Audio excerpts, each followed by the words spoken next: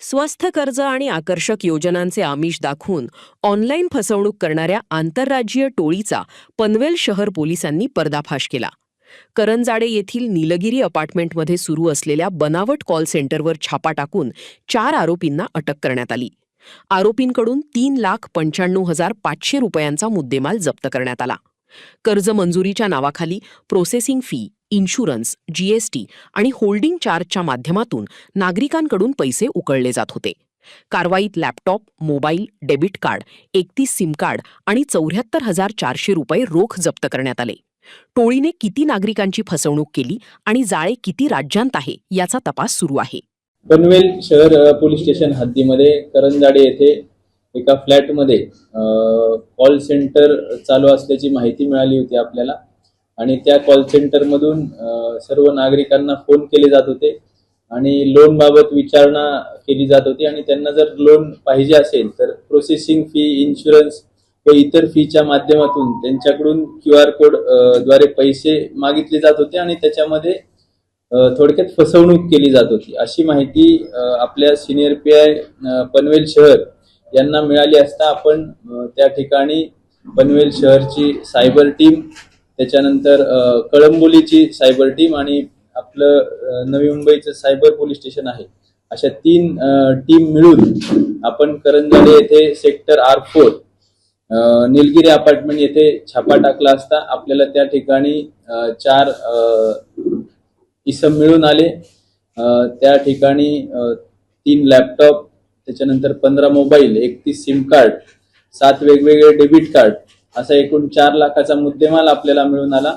आणि त्या ठिकाणी हे जे काही कॉल सेंटर होतं हे फेक कॉल सेंटर होतं. यांच्याकडे कुठलाही इन्शुरन्स कंपनी, लोनची कुठलीही कंपनी नाही. हे फक्त लोकांना फसवून पैसे काढण्यासाठी हे कॉल सेंटर चालवलं जात होतं. याच्यामध्ये आपण गुन्हा दाखल करून हे 4 आरोपी विजय भंडारी, तुषार पिंगळे, दर्शन उमाशंकर आणि रोहित गौडा यांना आपण अटक केलेली आहे. आणि याच्यामध्ये जवळपास आमच्या सध्याच्या तपासानुसार 50 लाखाच्या पुढे ही फसवणूक नागरिकांची झालेली आहे.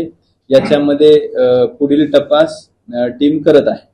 साधारणतः फेब्रुवारी महिन्यापासून चालू असल्याची आम्हाला माहिती आहे. लोकांविरोधात सध्या तरी कुठली क्रिमिनल हिस्ट्री नाहीये, परंतु याच्यामध्ये तपास चालू आहे. ह्याचा बेस कर्नाटक राज्यातील असल्याची शक्यता आहे.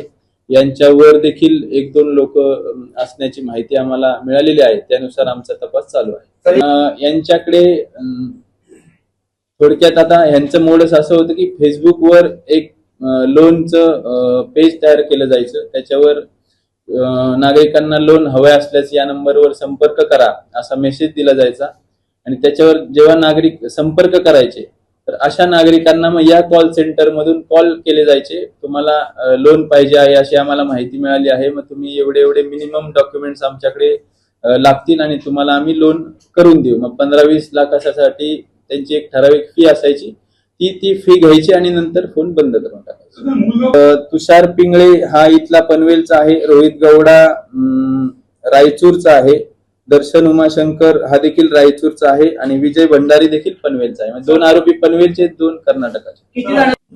याच्यामध्ये पुढील तपास चालू आहे. महिला असण्याची शक्यता नाकारता येत नाही, तरी आपल्याला आज निश्चित माहिती मिळालेली नाही. आणि निश्चित आकडा आपल्याला सर्व बँकचे ट्रान्झॅक्शन आपल्या समोर आल्याशिवाय सांगता येणार नाही किती नागरिकांची फसवणूक.